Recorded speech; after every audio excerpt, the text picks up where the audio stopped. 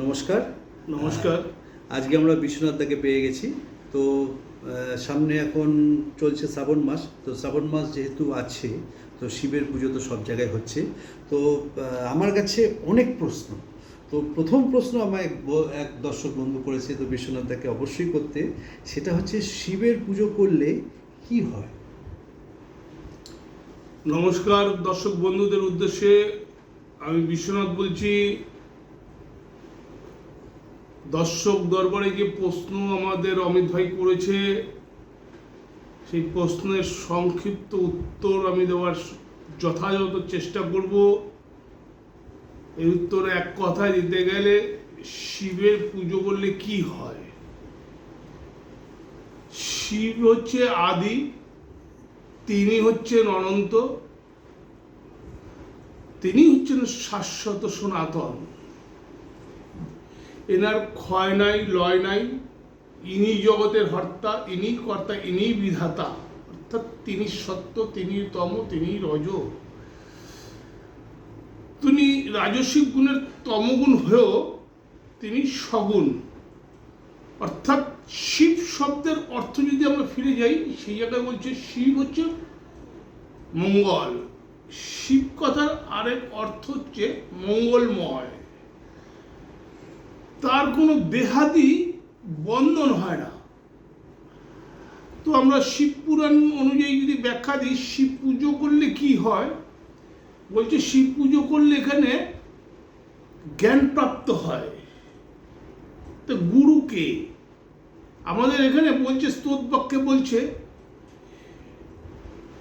ওং অচ্যুতং কেশবং বিষ্ণুহরি সত্যজনার্দনং হংসং নারায়ণ বৈষ্ণবের নামষ্টকং শুভম।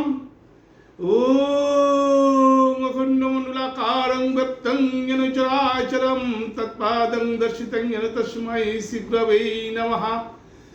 গুরু ব্রহ্মা গুরু বিষ্ণু গুরুদেব মহেশ্বর গুরুদেব পরম ব্রহ্ম তস্मै শ্রীগুরবে নমঃ।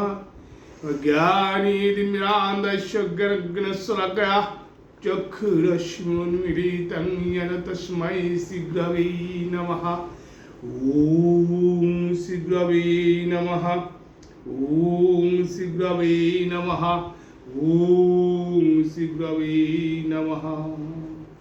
অর্থাৎ গুরুকে, শিবের পুজো করলে গুরুর জ্ঞান প্রাপ্ত হওয়া যায়। তো আমরা শিব পুজো করি জ্ঞান প্রাপ্ত হওয়ার জন্য। বাবা, খুব সুন্দর দাদা, আমাদের খুব মানে ছোটোর মধ্যে এত সুন্দর করে বুঝিয়ে দিয়েছেন।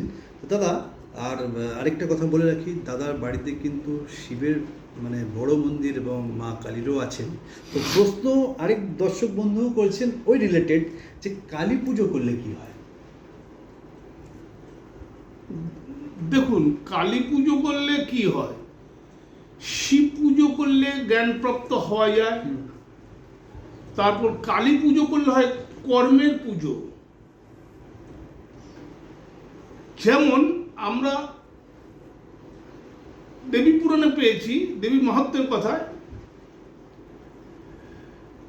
কালী যদি তাহার কর্ম না করিতেন, এই ধরাধাম অর্থাৎ এই জগৎ সংসার সৃষ্টির পূর্বে কালী যদি তার কর্ম না পালন করতেন, তাহলে জগৎ সংসার সুন্দর সৃষ্টি হতো না।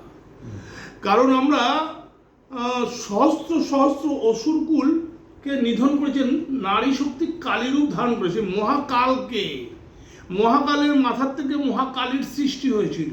তো মহাকালের মাথা থেকে যখন মহাকালীর সৃষ্টি হয়েছে, তাহলে কালী কি করেছিল, কালী কর্ম করেছিল। রাক্ষসকুল অর্থাৎ অসুরকুলকে নিধন করার জন্য কালী শক্তি, নারী শক্তির আবির্ভাব হয়েছিল। দুর্গা থেকে কালী রূপ ধারণ হয়েছিল। তো সেই দুর্গা থেকে যে কালী রূপ ধারণ হয়, আবির্ভাব হয়, সেই সময় কালী কালীর কর্ম করেছে। অর্থাৎ কালী পুজো করলে কর্মের পুজো করা হয়, অর্থাৎ কর্ম করা হয়। যেমন একটি গানে আমরা পেয়েছিলাম, গানটা একটু 2-4 লাইন করছি। অবশ্যই অবশ্যই, আপনি বলুন। সদানন্দময়ী কালী মহাকাল মাহিনী সদানন্দ মই কালী আদিভূত সনাতনী শূন্যরূপ শশীভলি